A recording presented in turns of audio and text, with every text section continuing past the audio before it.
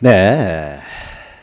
자, 지목 등록하는 방법, 지목의 종류를 보았고요. 자, 64페이지 보시면 이제 경계를 등록하는 방법입니다. 자, 경계는요. 자, 여기 한 필지에 실제 토지가 있습니다. 실제 토지에 이게 한 필지가 있어요. 자, 이 경계는 이웃 토지와의 경계가 되겠죠. 이웃 토지와 경계를 통해서 실제 토지가 있고, 이 실제 토지를 지적공부에 등록을 하게 되는데, 이런 경계는 대장에 등록되는 것이 아니라 지적도나 임야도라고 하는 도면에 등록을 합니다. 도면, 우리 예전에 한번 본 적 있죠. 도면에 등록을 해요. 그래서 이것을 도면으로 이제 등록을 합니다. 옮겨서 모양을. 자, 도면으로 등록하려면요, 먼저 절차가 있겠죠. 먼저 이 토지 길이를 전부 다 재야 되겠죠. 길이를 재요. 측량을 한다는 거죠. 측량. 측량을 한 다음에 그 길이를 그대로 등록할 수는 없기 때문에 줄여서 등록해야 된다. 줄이는 정도를 축척이라고 하는 거죠. 그래서 측량을 통해서 축척을 통해 가지고 측량과 축척을 통해서 등록을 하게 되겠죠. 그런데 우리가 이 측량을 어떻게 하는지 또 축척을 어떻게 하는지 이런 건 굉장히 기술적이고 전문적인 것이기 때문에 우리가 다루지를 않고요. 이제 일반적인 등록하는 방법만 이제 다루게 됩니다. 자, 그러면은요. 자, 그러면 길이를 여기를 어떻게 잴까요? 길이를. 줄자 가지고 가가지고 길이를 재고 하진 않겠죠. 자, 그러면은 이때요. 이 선을 우리는 경계라고 하고요. 경계. 그리고 이 선의 굴곡점들, 이것을 우리는 경계점이라고 합니다. 경계점. 자, 그러면은 이 경계점과 경계를 지적 도면으로 옮기게 되면은 여기가 또 경계점이 되겠죠. 경계점. 그리고 요게 이제 또 경계가 되겠죠. 그럼 경계나 경계점이 도면상의 경계점이 있고 실제 토지의 경계점이 있는데, 우리가 일반적으로 경계점 말할 때는 도면 위에 있는 경계점들을 우리는 경계점이라고 합니다. 그래서 실제 토지의 경계와 경계점을 우리가 혼동할 수가 있기 때문에 실제 토지의 경계는 반드시 앞에 지상이라는 말을 붙여줘요. 지상경계. 경계점은 지상경계점 이렇게 합니다. 그래서 반드시 지상이라는 말이 붙어 있으면 실제 토지의 경계점이고, 아무 말도 없이 경계점 그러면 도면 위에 있는 지적도나 임야도에 있는 경계점을 말합니다. 자, 그러면 경계를 어떻게 등록하냐면요. 실제 줄자 가지고 측정을 하는 것이 아니라 이제 측량을 어떻게 하냐면요. 이렇게 합니다. 만약에 측량이 이제 기술자, 전문가가 가가지고요. 여기에 기준점을 하나 정합니다. 측량할 기준점. 여기는 여기 기준점 몇 개 정하고요. 측량하는 절차는 우리가 5장 측량 시간 하게 되고요. 여기에서요. 이 경계점 표지, 이게 실제 토지, 경계점 표지.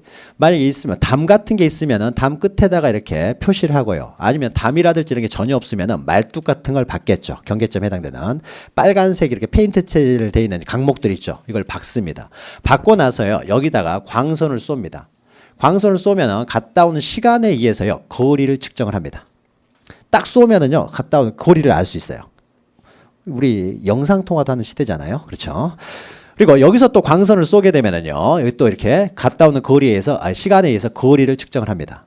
거리가 측정되고, 이 거리가 측정되면은요, 이 각도를 또 알 수가 있는 거죠. 쏘는 사람이. 이 각도를 알게 되면은 우리가 아주 유년 시절에 삼각함수라는 게 있었어요. 그래서 요 길이 알고 각도를 알면은 이 길이를 알 수가 있는 것이죠. 그래서 이렇게 삼각형을 통해서 거리를 측정을 합니다. 그래서 이런 측량 방법을 삼각측량이라고 해요. 여전히 삼각측량 방법을 사용합니다. 삼각형을 통해 가지고 거리를 측정하기 때문에요. 이 거리, 실제 토지는 직선이라는 건 없겠죠. 약간의 이렇게 삐뚤삐뚤하는 거죠. 직선이라는 것은 수학적으로만 존재하는 것이죠.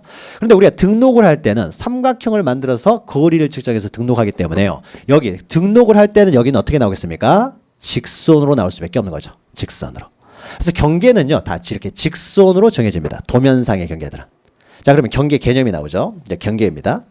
자, 경계란 필지별로 그 경계점들을, 경계나 경계점 그러면 다 도면상의 경계점을 의미한다라고 했죠. 직선에다 동그라미 치시면 됩니다. 이 경계점들을 직선으로 연결하여 지적공부에 등록한 선. 그러니까 도면상의 경계를 말한다. 도면은 다 직선으로 나타납니다.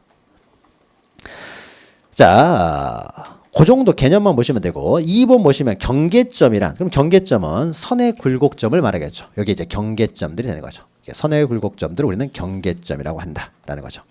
그 경계점들은요, 이 경계는 도면에 등록되지만 이 경계점은 이 도면에 등록할 때는 그림으로 나타날 것이고요. 그래서 도해의 형식으로, 그 도면에는 도해, 그림의 형식으로 등록되기도 하고, 이 경계점들은 따로 땅값이 비싼 지역 같은 경우는 좌표로 구하기도 한다고 했어요. 그래서 좌표로 구했을 경우에는 경계점 좌표 등록부를 만들고 거기에는 좌표로 또 등록이 됩니다. 경계는 오로지 도면에만 등록이 되는 것이고요. 도면에만. 자세한 내용은 우리가 마지막 시간, 다음 시간에 자세한 이제 장부들을 다루게 됩니다. 그래서 선의 굴곡점으로서 지적도나 임야도는 도면이고, 도면에는 도해의 형태로 등록하고, 경계점 좌표 등록부에는 그 좌표의 형태로 등록되기도 합니다. 자, 오른쪽에는 경계 관련 판례가 있는데 이것은 우리가 천천히 나중에 보시면 되니까 지금은 자, 양가로 2번 밑에 가시면은 경계에 관한 일반 원칙에서 경계도 토지의 표시이기 때문에 국가만이 정할 수 있다. 지적 국정주에 따라서 경계도 국정주의, 국가만이 정할 수 있는 것이 원칙이라는 거죠. 그러나 국가가 국토교통부 장관이 하기 바쁘니까 이제 지적소관청에 위임을 해가지고 지적소관청에서 실질적으로 등록을 하지만은 지적국정주에 따라서 국가가 정하는 거고, 넘기시면 2 보시면 경계는 직선으로만 돼 있습니다. 이 삼각 측량을 하기 때문에 다 직선으로 등록이 됩니다. 직선. 그리고 밑에 3번은 경계 불가분의 원칙이라는 것은 이 이웃 토지와의 경계는 하나밖에 존재할 수가 없는 것이죠. 그래서 이것을 뭐 나눌 수가 없다. 이렇게 경계 불가분의 원칙이라고 하고, 그 다음에 4의 축척 종대의 원칙이라는 것은요. 자, 이 토지가 있고 인접하는 토지가 이렇게 또 있겠죠. 인접하는 토지가 또 한 토지가 있습니다. 그러면 이 토지와 이 토지의 경계가 여기가 될 텐데요. 그런데 이때 등록을 할 때요, 측량을 합니다. 근데 이 토지는요, 등록이 됐는데 등록할 때 이것을 1200분의 1 축척으로 등록을 해요. 줄여가지고. 근데 이 토지는 좀 더 크게 해서 600분의 1로 축척을 통해서 등록을 합니다. 등록을 해요. 그래서 여기다 등록을 하겠죠, 이렇게. 자, 그러면은 600분의 1로 측량한 것이 더 정확하겠습니까? 1200분의 1로 줄이는 게 더 정확하겠습니까? 600분의 1좀 더 확대를 시켰으니까 더 정확하겠죠. 따라서 경계가 만약에 600분의 1 축척 지역하고 1200분의 1 축척으로 측량을 했는데 경계가 불일치가 됐다. 틀리면은 오차가 있으면은 이게 우선이 된다는 거죠. 큰 축척이 되겠죠. 여기가 큰 축척, 대축척이 우선이 된다는 거죠. 따라서 이것을 축척 종대, 축척을 통해서 축척이 큰 쪽에 따른다는 거죠. 옆에 보시면 축척이 다른 도면에 각각 등록되어 있는 경우에는 대축척, 큰 축척의 경계에 따른다. 이게 더 정확할 테니까. 그리고 경계는 뭐 특별한 사유가 없으면은 함부로 움직여서는 안 되겠죠. 경계 부동성의 원칙입니다. 자, 그러면 경계를 등록하는 방법을 이제 하나씩 보는데요. 자, 경계를 등록하기 위해서는 먼저 지상 경계를 정해야 되겠죠. 토지와 토지 사이에는 이 금 이런 게 없습니다. 선이 전혀 없잖아요. 그러니까 먼저 지상 경계를 정하고 이 경계를 기준으로 해서 지적 공부에 등록을 하게 되겠죠. 그래서 먼저 지상 경계를 먼저 정해야 됩니다. 측량을 하기 전에 지상 경계를 정합니다. 요것과 요것이 경계가 여기가 되는 거죠. 그러면 지상 경계는요, 보통 담이나 철조망 이런 것들에 의해서 구획이 되겠죠. 그렇게 얘기죠. 물론 없는 것도 있어요. 없는 것이면은 이런 경우에는 이제 말뚝 같은 거라도 박아져 있겠죠. 그래서 경계점을 나타내는 표지들, 이런 것들에 의해서 지상 경계가 정해지고 이 지상 경계를 기준으로 해서 측량을 통해서 이제 등록을 하게 되겠죠. 그래서 경계에 있어서는 지상 경계를 먼저 결정을 해야 되기 때문에 지상 경계가 어떻게 결정되느냐, 요게 중요합니다. 양가로 2번 보시면요. 지상 경계 구분해서 1 보시면 토지의 지상 경계, 실제 토지의 경계는 항상 이렇게 지상이라는 말을 붙입니다. 지상 경계는 두기나 담장이나 그 밖에 구획의 목표가 될 만한 구조물 및 경계점 표지 이런 것들에 의해서 이제 구분을 합니다. 자, 그 밑에 보시면 동그라미 2번 보시면요. 첫 번째 줄에 맨 뒤에 보시면은 지상 경계점 등록부라는 게 있죠. 그래서 지적소관청은 토지의 이동에 따라 지상경계를 새로 정한 때에는 지상경계점 등록부를 작성 관리한다. 지상경계점 등록부라는 개념만 좀 기억하시면 되는데 이런 거예요.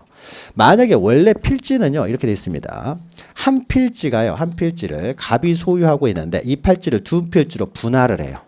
분할을 하게 되면 이런 것들을 토지의 이동이라고 합니다. 원래 이것이 100번지였는데 100번지를 둘로 나누다 보니까 한 필지는 100번지가 되고 한 필지는 100의 1번지로 만들었어요.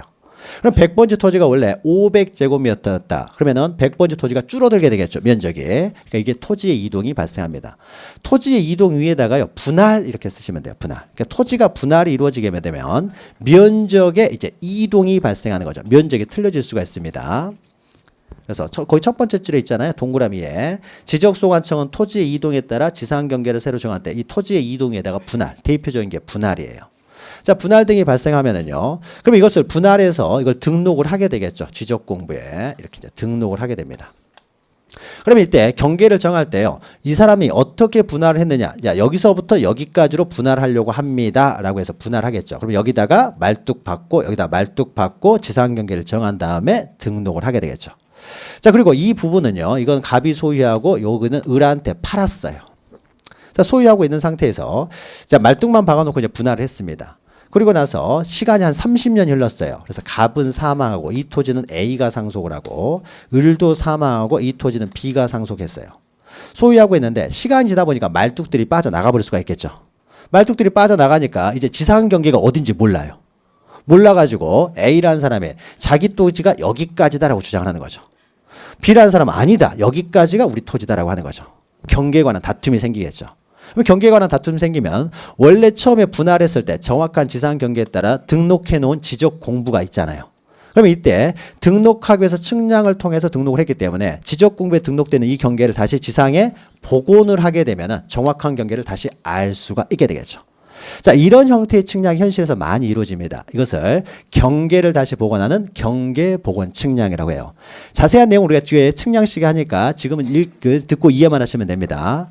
자, 복원을 하려면 경계 복원 측량을 하는데 측량을 하려면 시간도 많이 걸리고 비용도 많이 들 거 아니에요. 그래서 애초에 만약에 이렇게 여기 경계점을 설치한 다음에 분할을 할 당시에 바로 등록만 하는 것이 아니라 이 경계점 표지 같은 걸 사진을 찍어 놓는다든지 설명도 같은 걸 만들어 놓는다든지 해놨으면은 그것만 보면 다시 측량 안 해도 되잖아요. 정확한 위치 같은 걸 다 사진을 찍어 놨으면은 따라서 이렇게 토지 이동에 있어서 분할을 하는 경우에는요. 바로 이것을 등록을 하긴 합니다. 도면을 옮기긴 하면서 동시에 이 지상 경계점이죠. 이것은 이 지상 경계점과 관련된 정보들 사진도 찍고 해가지고 이런 정보들을 등록해 놓은 장부를 만듭니다. 등록하는 장부. 이것이 바로 지상 경계점 등록부라고 하는 거예요. 그래서 여기에는 이 지상 경계와 관련된 정보들을 이제 담고 있는 거죠. 그래서 분할이라든지 이렇게 토지 이동이 있어가지고 새롭게 지상 경계를 정하는 경우에 이런 경우에는 지상 경계점 등록부를 작성하도록 합니다. 이게 있으면 굳이 측량 안 하고도 알 수도 있으니까요. 대충.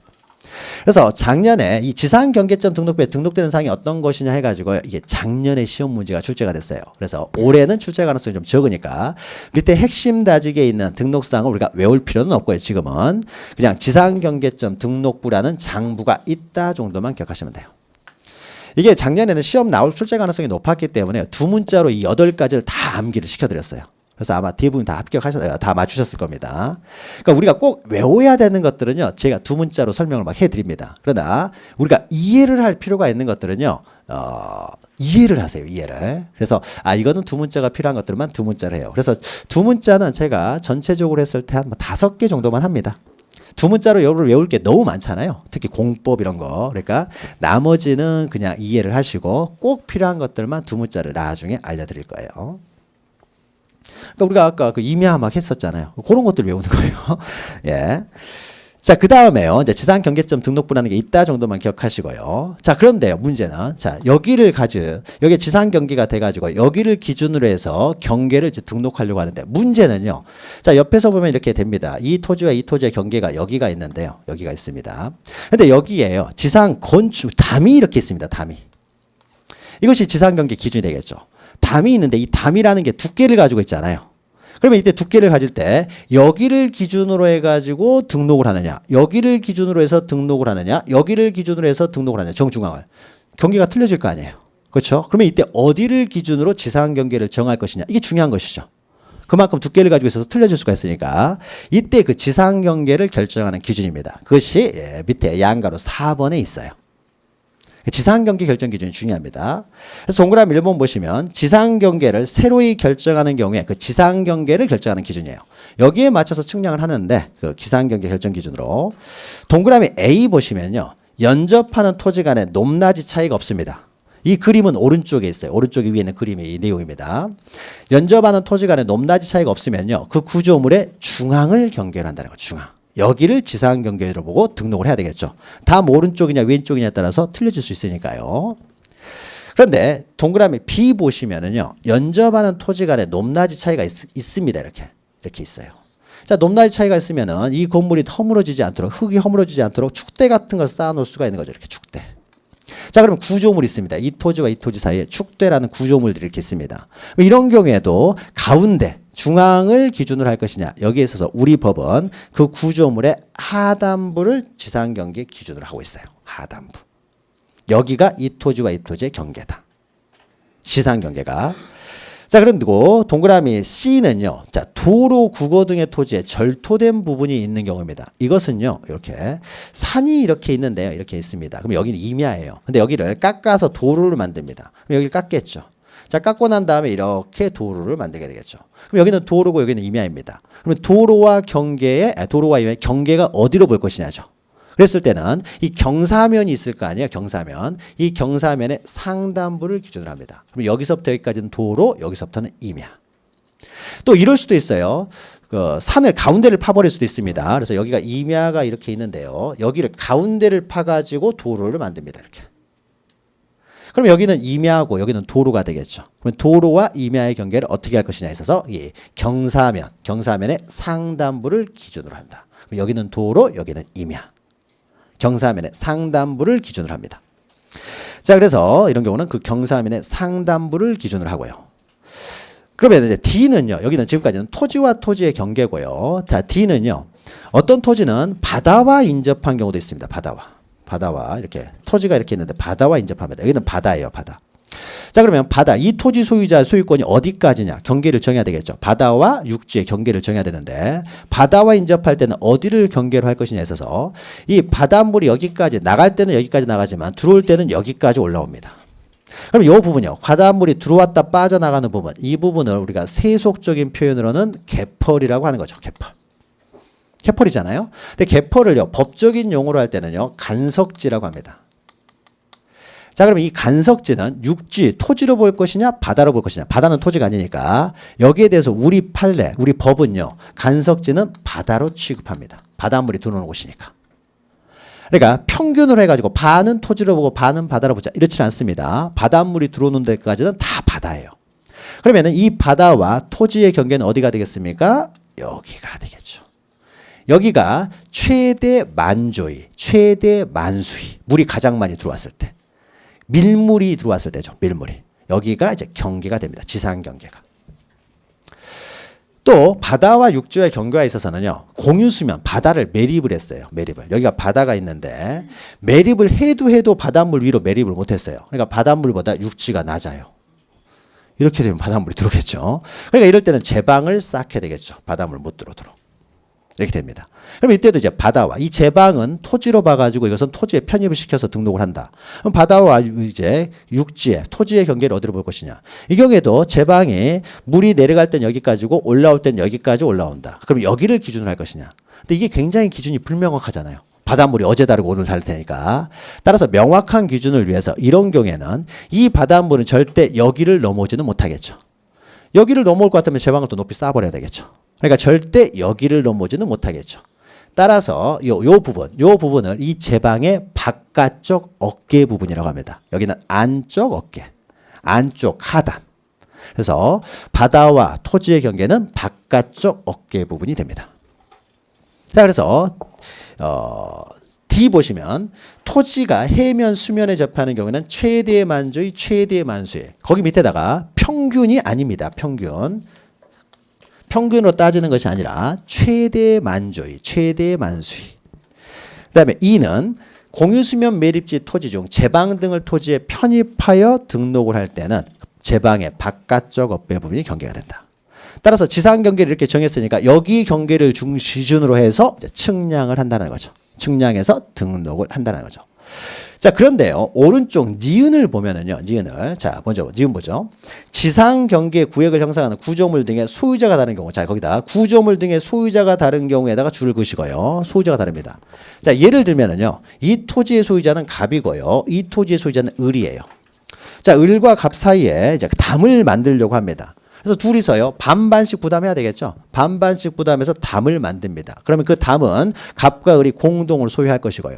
그러면 공동으로 소유하는 이 담은 원래 지상 경계가 여기만 여기에 딱 맞춰서 이렇게 짓는 게 일반적이겠죠. 담은.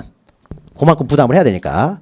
그런데 갑은 담을 지으려고 하는데요. 을은 난 비용 없다, 돈 없다, 짓지 않겠다는 거죠. 나는 못 준다는 거죠. 근데 갑은 짓고 싶어가지고 자기 돈으로 담을 만듭니다. 자, 자기 돈으로 담을 만들었으니까 이 담은 갑이 소유하겠죠. 자기 돈. 근데 갑이 만약에 담을 만듭니다. 그러면은 담이 들어올 때요. 만약 지상 경계가 여기인데 이런 식으로 담 만들려고 하면 을이라는 사람이 못 만들게 하겠죠. 자기 땅을 밟고 들어와서 담을 만들지 못하게 할 거 아니에요. 그러니까 담이 이런 식으로 만들어졌고 이 담이 갑의 것이라면 일반적으로 지상 경계는 어디가 된다는 소리입니까? 여기가 경계라는 거죠. 네 땅 안에다 담 지으라고 할 거 아니에요. 그러니까 담이 이렇게 있는데 담이 갑의 소유면은 실제 지상 경계는 어디가 된다는 거예요? 여기가 경계를 잡아야 되겠죠. 그러니까 소유권에 따라서 지상 경계를 정한다는 거죠. 마찬가지로 축대도요. 원래는 이 축대 구조물의 하단부에 높낮이가 있는데 그러면 여기는 갑이 소유하고 여기는 을이 소유합니다. 그래서 축대를 쌓아야 되는데 축대를 안 쌓으면 이 토지가 허물어지기 때문에 을도 불편하고 갑도 불안하죠. 서로가 불안합니다. 축대 쌓자고 하는데 을은 돈 없다고 안 쌓는다는 거죠. 그래서 갑이라는 사람이 어쩔 수 없이 자기가 축대를 쌓습니다. 자, 그러면 갑이 자기 돈으로 축대 쌓을 때 을 토지를 넘어와서 축대를 쌓으면 을이 못 들어오게 할 거 아니에요.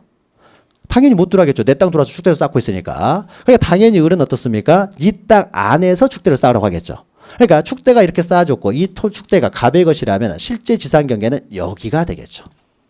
여기가 되겠죠. 그러니까 이렇게 축대가 쌓아졌다는 것은 지상 경계가 여기니까 이렇게 축대를 쌓았을 거 아니에요. 그래서 축대가 소유권이 갑의 것이다 그러면 어떻습니까? 소유권에 의해서 지상 경계를 설정을 하고 이 지상 경계에 따라서 등록을 하면 되겠죠. 그러니까 등록하는 과정에 있어서는 지상 경계를 어떻게 결정하느냐가 이제 중요한 것이 되는 것이죠. 그래서 밑에 보시면은 A부터 C까지의 규정에도 불구하고 그 다음부터죠. 그래서 소유권에 따라 지상 경계를 결정한다는 거죠. 소유권에 따라서. 자, A부터 C까지는 다 토지와 토지의 경계를 말하는 거죠. 근데 D하고 E는 토지와 바다의 경계인데 바다는 개인이 소유할 수가 없기 때문에요. 소유권이 다르다라는 말이 생길 수가 없습니다. 그래서 A와 C까지는 소유권자가 다를 경우에 구조물의 소유자가 다르면 소유권에 따라 지상 경계를 결정을 한다. 그리고 여기를 기준으로 경계를 등록한다는 거죠. 그 다음에 이제 넘기시면요. 경계와 관련돼서 이제 기타 사항들이 있는데요. 기타 사항들이 있는데 이 부분은 뭐 암기할 사항이고 하니까요. 중요한 내용은 아닙니다. 그러니까 암기할 사항이고 하니까 나중에 하기로 하고요. 일단 경계 의미만 일단 기억하시기 바랍니다. 자, 이렇게 이제 등록을 하는 곳이 이제 경계가 되는 거죠. 이렇게 해서 이제 경계를 정하게 된다. 자, 그 다음에 이제 4 보시면 면적이 있죠. 면적. 자, 이 면적은요. 그러면 면적을 이제 경계를 정했으면 이제 면적을 측정을 합니다. 면적을. 자, 이 토지의 면적이 얼마인지를 측정하려고 해요. 그럼 이 토지를요. 위에서 바라봤을 때는 이렇게 사각형으로 되어 있습니다. 근데 옆에서 바라봤을 때는요. 토지라는 것이 굴곡이 이렇게 있는 거죠. 이렇게 생겼을 거 아니에요. 이렇게 생겼죠. 면적을 어떻게 구할 것이냐. 자, 지표면의 면적을 구한다고 하면은요. 지표면의 면적이면은 이 면적을 여기서 삽질을 몇 번 했어요. 그럼 면적이 달라져 버리겠죠. 삽질 한 번 할 때마다 면적이 틀려져 버릴 거 아니에요. 하루에도 몇 번씩 면적이 달라지겠죠. 면적을 등록할 수가 없어요. 등록할 수는. 토지가 이렇게 생겼으니까. 자, 그래서요. 삽질 몇 번 해도 변하지 않는 면적이 있습니다. 그 면적을 등록을 합니다. 그 면적이 어떤 것이냐. 이 수평면이죠. 수평면. 요 면적. 바닷물과 이렇게 수평, 해수면과 이렇게 연결된 수평면. 요거는 삽질을 아무리 해도 변하지가 않겠죠. 그렇죠. 그래서 수평면을 등록을 합니다. 수평면. 이게 면적이에요. 그러면 이제 수평면으로 만들어서 이제 수평면의 면적을 등록을 하게 되는데, 그럼 변하지가 않을 거 아니에요? 자, 그러면 이 면적을 등록을 할 때 수평면을 등록하는데 땅 파가지고 사면서 수평면을 만들어서 등록할 수는 없을 거 아니에요? 그럼 면적을 어떻게 구하느냐 해서요. 자, 이 실제 토지를 어떻습니까? 도면으로 옮겨 등록을 했잖아요, 지금. 이 도면은 평면으로 돼 있겠죠? 지도책이 평면으로 돼 있잖아요. 자, 그래서 평면으로 만들어서 경계를 정할 때는 직접 나가서 다 측량을 합니다. 측량을 해서 자, 지도를 다 만들어 놨어요. 지도를 만들어 놨는데 이때 축척을 얼마를 사용했냐면요. 1000분의 1로 줄였습니다. 1000분의 1로. 그 지도를 만들었어요. 자, 그러면 1000분의 1로 줄여놨는데요. 여기를 우리가 도면 위에서 자를 가지고 대봤던 여기가 3cm가 나오더라고요. 3cm. 그럼 실제 이 길이는 얼마라는 겁니까? 3000cm. 3000cm면은 30m가 되겠죠.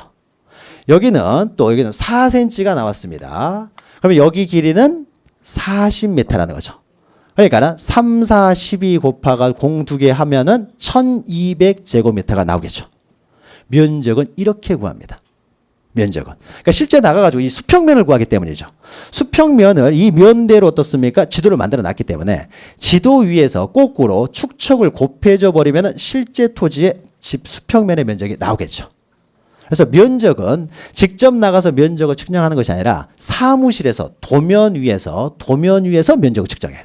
도면을 만들어 놓고. 그러니까 처음에 도면 만드는 게 굉장히 중요한 거죠. 그래서 우리가 구조물이 있을 때 오른쪽으로 하느냐 왼쪽으로 하느냐에 있어서 경계가 틀어지게 되면 면적이 틀려지게 된다는 거죠. 도면 위에서 면적을 측정하기 때문에. 자, 그러면 면적을 어떻게 측정하냐면요. 도면 위에서 측정을 하게 됩니다. 도면 위에서. 도면이니까 도상에서. 도면 위에서 측정을 합니다. 도상에서 측정을 해요. 근데 면적을요, 도면 위에서 측정을 할 때요, 거기 자를 가지고 이렇게 일일이 계산해가지고 곱하기를 하는데, 어떤 토지는요, 이렇게 네모로 된 토지는 없잖아요, 실제로. 어떤 토지는 별 모양으로 되어 있습니다, 이렇게. 이렇게. 이거 어떻게 구해요? 자를 대고 각도기 아무리 동원해도요, 이거 구할 수가 없어요. 수학 전문가 이거 구할 수가 없죠. 그래서 이런 걸 어떻게 구할 것인가 해가지고요. 기술이 발달해가지고 어떤 기계가 있냐면요. 전자면적 측정기라는 기계가 있습니다. 자, 넘기시면은요. 70페이지 보시면 그 기계가 하나 있죠. 기계가. 밑에 바닥에 있는 것이 도면이에요. 도면. 도면 위에요. 이 전자면적 측정기라는 기계를 놓고요. 여기서부터 움직입니다. 쭉 움직이면서 선을 따라 움직여요. 선을 따라서 계속 움직이다 보면요. 면적이 구해져요. 아, 좋은 기계죠. 이러니까 이게 되는 거죠. 이걸 언제 구하고 있겠습니까? 도상에서 뭘로 구합니까? 전자면적 측정기. 면적 측정기. 사무실에서 구하는 겁니다. 측정기로 구하게 됩니다. 면적을. 그러니까 평면, 수평면을 구하기 때문이에요. 근데 문제는 이런 게 생깁니다. 자, 도면 위에서요. 이 선을 따라서 움직이다 보면은 선도 두께가 있잖아요. 그러니까 0.1mm로 제도를 합니다. 그러니까 0.1mm도 두께를 가지고 있죠. 그러면 선이 안쪽으로 움직이느냐 바깥쪽으로 움직이느냐에 따라서 오차가 생길 수 있는 거죠. 그러니까 아침 먹고 젤 때하고 점심 먹고 젤 때가 틀려질 수 있겠죠. 잠깐 오차가 생길 수가 있어요. 그 다음에 어떤 사람이 측량하느냐에 따라서요. 그날 기분에 따라서 약간씩 틀려질 수가 있는 거죠. 그러니까 항상 오차가 생길 수가 있습니다. 전자면적 측정기를 하게 되면. 자, 그러니까 땅값이 아주 비싼 지역에서는 어떻습니까? 그 약간의 오차가 몇백만 원 차이가 나버릴 수도 있는 거죠. 따라서 아주 땅값이 비싼 지역에서는 오차 같은 게 나와서는 안 되겠죠. 오차가 나와서 안 되기 때문에 땅값이 비싼 지역에서는요. 이 경계점들을 아예 위성을 이용해 가지고 좌표로 구합니다. 이런 좌표로 구해야 된다는 거죠. 좌표. 그러면 좌표로 구해 가지고요. 이거 면적을 어떻게 하느냐? 좌표로 구해낸 다음에 면적 측정은 그 좌표값을 대입을 합니다. 좌표값을 대입해 가지고요. 좌표값을 대입해 가지고 면적을 구해요. 자, 그러면 좌표값을 대입해서 면적을 구하면 아침 먹고 좌표를 대입하는 경우하고 저녁 먹고 좌표를 대입하는 경우가 틀려질 수가 없는 거죠. 좌표값은 그대로 있으니까요. 몇에 몇 다 구해져 있는 거죠. 내가 측정했을 때와 딴 사람이 측정했을 때와 가격이 틀려지지가 않겠죠. 값이. 그래서 그 오차를 줄이기 위해서요. 땅값이 비싼 지역에서는 그 경계점들을요. 좌표로 구해놓습니다. 좌표. 그래서 그 좌표에 의해서 면적을 측정을 합니다. 면적 측정해요. 어떤 지역이요? 땅값이 비싼 지역. 그래서 이 좌표라는 개념이 나오는 거예요. 그러니까 이 도면으로만 측정을 하다 보면 항상 오차가 생기기 때문에 오차를 없애기 위해서 좌표를 구해놓고 땅값 비싼 지역은 그래서 거기서는 이 전자면적 측정기로 구하지 말아야 되겠죠. 좌표값을 구했으니까 오차가 발생하는 전자면적 측정기로 구하는 것이 아니라 좌표에 의해서 면적을 측정하게 됩니다. 자, 그 내용을요. 이제 보죠. 다시 이제 앞으로 와서 면적부터 보도록 합니다. 자, 4 밑에 면적 보시면은요. 양가로에 의해서요. 이 면적이란 지적 공부에 등록한 필지의 수평면상의 넓이, 수평면에다 동그라미 치시면 됩니다. 지표면이 아니에요. 지표면의 면적을 구하는 것이 아니라 수평면의 면적을 구한다라는 거죠. 자, 그리고 오른쪽 보시면은요, 나머지 내용은 천천히 시간이 지나면 알게 되기 때문에 양가로 2번 보시면은 면적의 단위는 제곱미터죠. 과거에는 이제 평이나 보 이런 단어를 사용했는데 이게 명확치 않아요. 정확성이 떨어지기 때문에 제곱미터를 사용합니다. 그래서 거기에 면적 화살표 보시면은 보통 한 평이 3.3 제곱미터가 되는 거죠. 자, 밑에요. 동그라미 2번 보시면은 면적 측정의 대상에서요. 여기는 별표를 3개를 붙여 놓습니다. 3개. 그리고 밑에 핵심 다지기 보면은요. 면적 측정을 하지 않는 경우가 있는데 여기도 별표를 3개를 붙여 놓으세요. 그래서 그 밑에 있는 내용은 뭐 지적 공부의 복구, 신규 등록, 분할, 축척 변경, 과연 이럴 때 면적 측정을 하느냐 마느냐라고 하는 것인데 이것은 뒤에 공부를 해야 이해할 수 있는 것이니까 뒤에 하면서 이런 이때는 면적 측정을 합니다. 이때는 면적 측정을 안 합니다라고 설명을 하니까 나중에 다 공부한 다음에 정리하면서 보시면 돼요. 이것도 중요하긴 합니다. 뒤에서 하니까 일단 넘어가고요. 자, 양가로 4번 보시면 면적의 측정 방법이 나옵니다. 측정 방법. 그래서 동그라미 1번 보시면은 전자 면적 측정기가 있죠. 그래서 이한 면적 측정에서 기억 보시면 평판 측량. 자, 평판 측량에 파란 글씨로 있죠. 동그라미 치시고. 이 평판 측량이라고 하는 것은요. 실제 토지를요. 이렇게 도면으로 옮기는 측량 방법이에요. 평평하게. 도면은 평평하게 평면으로 돼 있으니까 실제 토지는 평면이 아니잖아요. 그렇죠? 이 평면이 아닌 토지를 평면으로 옮기는 측량, 이걸 평판 측량이라고 합니다. 그래서 이 평판 측량을 하는 기계를 가지고 평판 측량을 했다라는 것은 이 토지를 지적도 임야도 도면에 등록을 했다는 거죠. 도면. 평평하게 만든 다음에 도면에 등록을 했다는 거죠. 도면이 평평하니까. 자, 지적도 임야도 이렇게 등록한 지역의 면적 측정은 전자 면적 측정기. 여기다 동그라미 치시면 되겠죠. 전자 면적 측정기에 의하여 도상에도 동그라미. 도상은 이제 도면 위에서. 면적은 사무실에서 측정을 한다는 겁니다. 도면 위에서 기계를 움직이면서 면적을 측정을 한다는 거예요. 여기까지만 기억하시면 돼요. 나머지는 모셔도 되고. 자, 그런데 우리가 설명했죠. 이렇게 하다 보면 항상 오차가 발생할 수가 있다는 거죠. 오차가. 그러니까 이 오차를 아예 없애버리기 위해서 땅값이 비싼 지역은 그러니까 전국의 토지를 다 좌표를 구해놓으면은 전국의 토지를 다 좌표로 면적을 측정할 텐데 이 좌표를 구한다는 것이 쉽지가 않습니다. 경도와 위도를 구하는 것인데 이러면 비용도 많이 들고 위성도 이용해야 되니까는 시간도 많이 들고요. 굉장히 전문적인 지식도 필요합니다. 그래서 전국의 모든 토지가 다 그 경계점들이 좌표에 등록되는 것은 아니에요.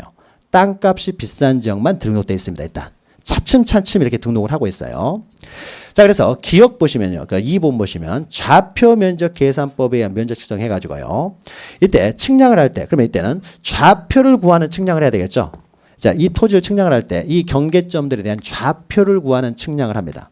그러면 좌표를 구하는 측량기가 따로 있어요. 평판 측량하는 기계 따로 있고 좌표를 구하는 측량 기계가 따로 있는데 이렇게 좌표, 경도와 위도를 이렇게 구해낼 수 있는 측량 기계 이름이에요. 경위의라는 측량 기계예요. 이게 기계 이름입니다. 경도와 위도를요 구하는 기계예요. 이 경위라는 기계를 가지고 측량을 했다는 거죠. 경위라는 기계를 가지고 측량을 했다는 것은 좌표를 구했다는 거죠. 좌표를 구하기 위해서 이 측량을 하는 거니까요. 그래서 이 경위 측량 방법으로 경위가 중요해요. 경위만 동그라미 치시면 됩니다. 경위 측량 방법으로 세부 측량을 한 지역. 자, 그러면 이 세부 측량을 한 지역은요. 좌표를 구해놨기 때문에 그 좌표들을 또 등록해 놓는 장부가 필요할 거 아니에요. 좌표만 구하고 버려버리진 않을 테니까 이 좌표들을 구해놓은 그러니까 그 구해서 기록해놓은 장부가 바로 경계점 좌표 등록부예요. 경계점을 좌표로 등록을 해놓은 장부가 있습니다. 그래서 경위 측량에 의해서 좌표를 구해서 경계점 좌표 등록부에 등록되어 있는 토지라면 저 토지가 그때는 뭐로 구합니까? 보죠. 등록된 지역은 경계점 좌표에 의해서 면적 측정을 한다는 거죠. 이때는 절대요. 전자 면적 측정기로 측정해서는 안 됩니다. 그렇죠? 정확성을 위해서 좌표를 구해놨는데 좌표는 따로 구해놓고 전자 면적 측정기로 기계를 가지고 움직이면서 측정을 해버리면은 구한 의미가 없잖아요. 그렇죠? 그래서 이때는 반드시 경계점 좌표를 대입해서 면적을 구하게 됩니다. 구하게 돼요. 굉장히 단순한 것 같은데 이게 시험이 자주 나와요. 그래서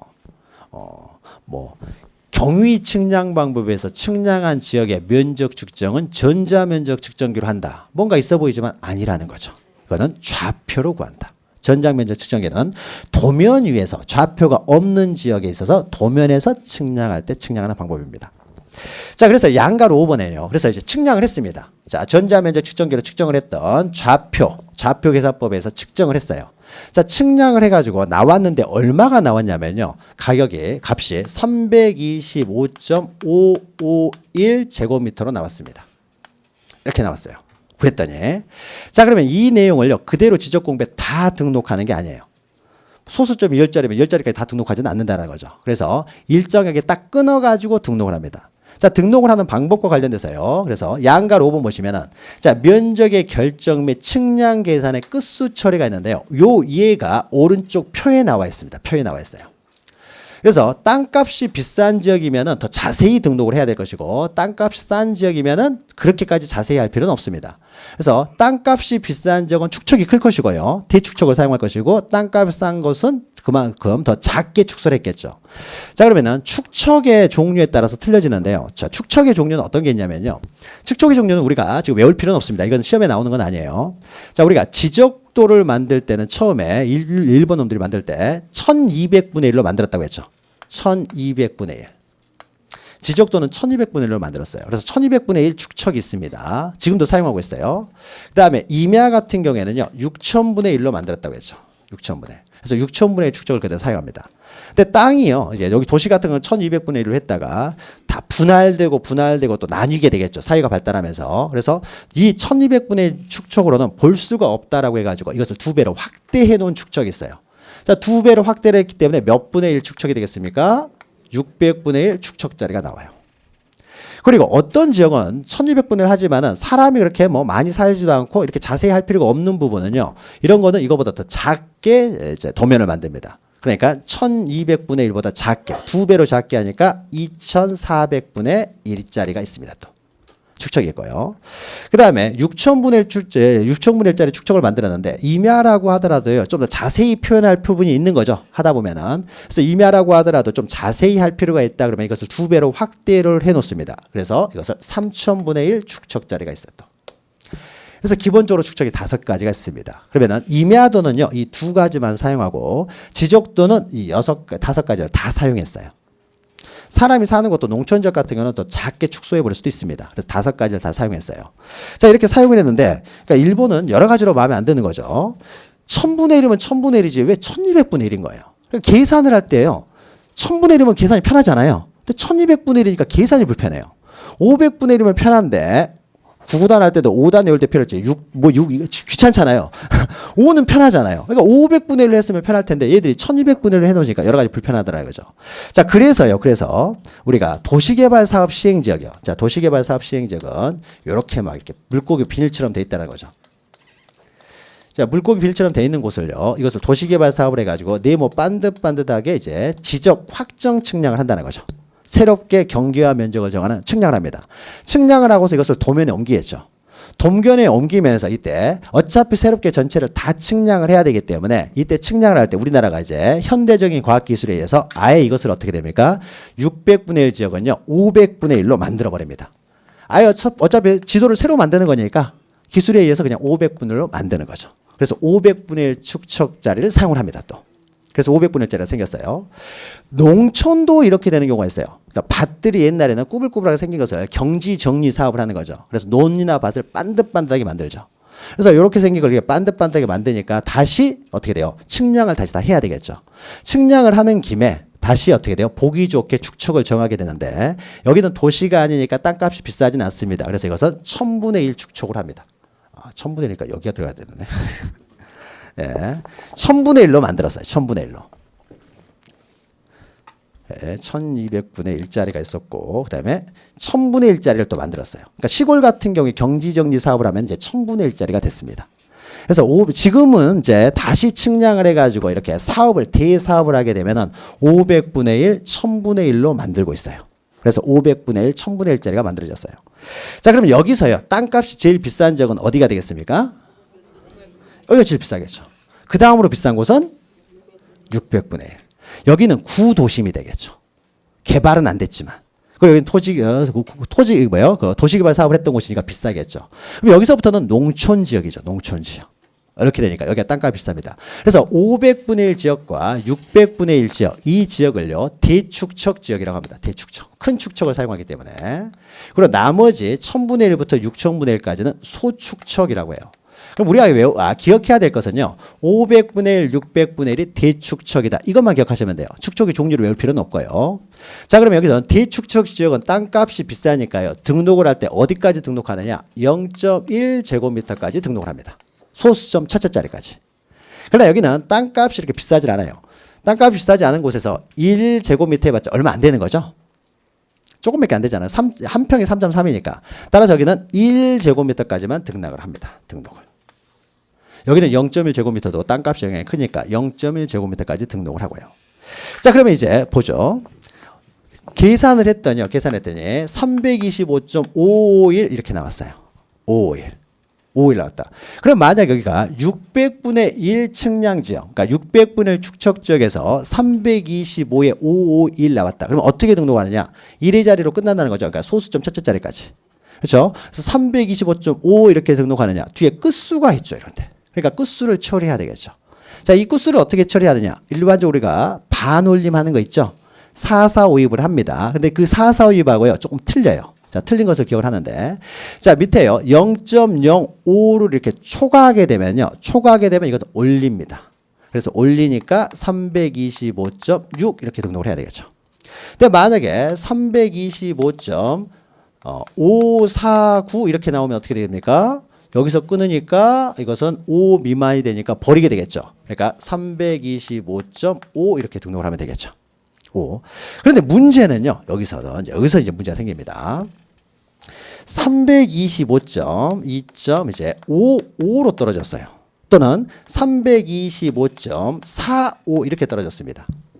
자, 이걸 어떻게 등록할 것이냐요. 자, 우리가 일반적으로 4,4,5입을 하게 되면 어떻습니까? 여기서 1의 자리로 끊기 때문에 5니까 올리죠. 4,4,5입.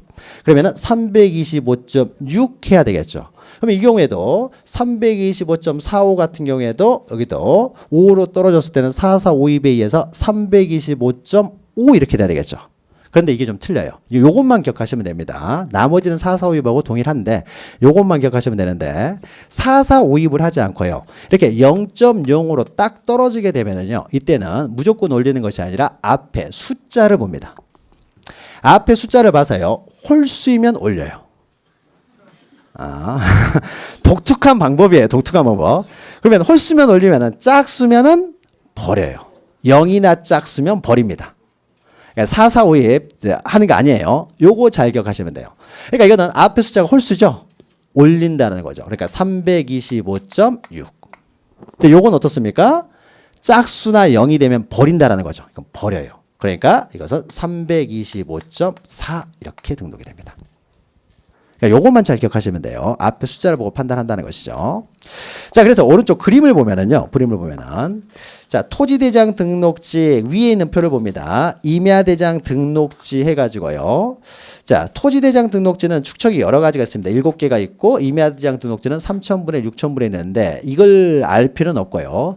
측량 방법에 있어서요. 축척이 자 500분의 1 지역은 어떻습니까? 이것은 도시개발사업 시행지역이라는 거죠. 경계점 좌표 등록부에 등록된 지역이라는 거죠. 도시개발 사업 시행지역. 요걸 한번 지나가면서 보죠. 이걸 이제 한번 정리를 한번 해보죠. 요거는 이제 나중에도 많이 써먹는 거니까요. 도시개발 우리가 할 때요. 이 토지를 네모 반듯반듯하게 도시개발 사업을 합니다. 자, 도시개발 사업 시행지역이요. 한쪽에다 적어두세요.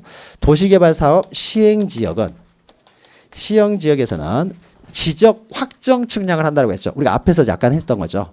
여기서는 새롭게 면적과 경계를 정하는 지적 확정 측량을 한다고 했죠. 확정 측량. 지적 확정 측량 실시 지역이 됩니다. 자, 그러면 이때 지적 확정 측량을 실시하면서 좌표도 정한다고 했죠. 좌표. 그러니까 좌표를 정하기 때문에 어떤 측량 방법을 사용하겠습니까? 경위라는 측량기를 가지고 경위 측량 방법을 사용하겠죠. 그리고 경위에서 좌표를 측정했기 때문에 경계점 좌표 등록부를 만들겠죠. 그 좌표들을 만들어가지고 경계점 좌표 등록부를 만들겠죠. 자, 이 지역은요. 축척이 얼마라고요? 500분의 1 지역이다. 그러면 이 토지들은 다 동일한 토지를 의미합니다. 여기 하나 더 적게 되면은요. 하나 적게 되면은 우리가 뒤에서 이제 다음 시간에 봅니다. 나중에요. 고유번호라는 걸 보게 됩니다. 토지의 고유번호. 다음 시간에 하게 돼요. 토지의 고유번호 중에 그 대장 구분번호. 구분번호가 3인 경우예요. 3. 대장 구분번호가 3인 경우. 이런 경우에는요. 이것은 이 지역을 말하는 거예요. 나중에 뒤에서 다음 시간 합니다. 대장 구분번호가 3인 경우. 이것은 다 동일한 토지를 말해요. 그래서 시험 문제가 이렇게 500분의 1 축척 지역에서 계산을 했더니 325.551이 나왔다. 몇으로 등록하느냐. 이렇게 나올 수도 있지만은요. 경위 측량 방법으로 측량한 지역에서의 면적이 325.551로 나왔다. 이래도 어떻습니까? 저렇게 구해야 되는 거죠. 지적 확정 측량 실시 지역에서 측량을 했더니 저렇게 나왔다. 저것도 똑같은 방법으로 구하는 겁니다. 다 500분의 1 동일한 토지라는 거죠. 경계점 좌표 등록부에 등록된 지역도 이렇게 표현하고요. 다른 식으로 이렇게 표현될 수가 있습니다. 그러면은 이건 다 500분의 1 지역이니까 저렇게 면적을 구해야 되는구나. 0.1 제곱미터까지 이렇게 할 수 있는 거죠. 그래서 이것은 이제 자꾸 반복이 될 겁니다. 그래서 머릿속에 이것을 동일한 토지를 의미하고 있구나라는 걸 기억하고 있으면은 이제 응용해서 풀 수가 있는 거죠. 응용해서.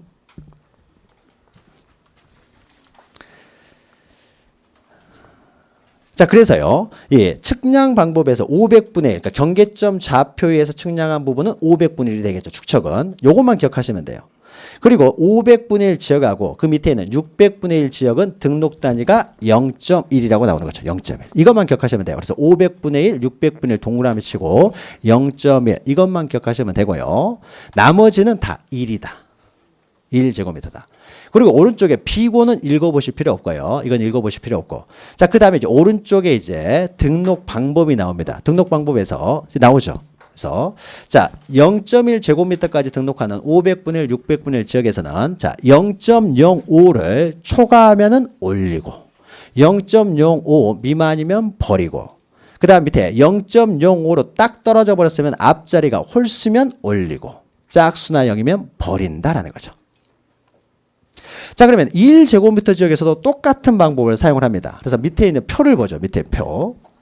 자, 밑에 표는 이제 예가 있어요. 지금까지 설명했던 예입니다. 자, 왼쪽은 1000분의 1부터 6000분의 1 지역이고 오른쪽에는 500분의 1, 600분의 1 지역이죠. 오른쪽은 우리가 방금 했기 때문에 왼쪽을 보죠. 자, 계산 면적이요. 소축척 지역에서 543.6으로 나왔습니다. 자, 543.6으로 나오면은 어떻습니까? 이것은 1의 자리까지 등록을 하기 때문에 뒤에 끝수가 있으니까 끝수 처리를 하는데 5를 초과하죠. 5를 초과하니까 올리니까 544. 근데 밑에는 543.4니까 5 미만이죠. 0.5 미만이 되기 때문에 버려서 543. 근데 그 밑에는 543.5가 나오죠. 543.5가 있고 밑에는 544.5가 나오죠. 자, 이거 다 1의 자리까지 등록을 하기 때문에요. 여기까지 등록을 하는데 뒤에 끝수를 보니까 0.5로 딱 떨어져 버렸다는 거죠. 그러면 앞에 숫자를 본다는 거죠. 숫자.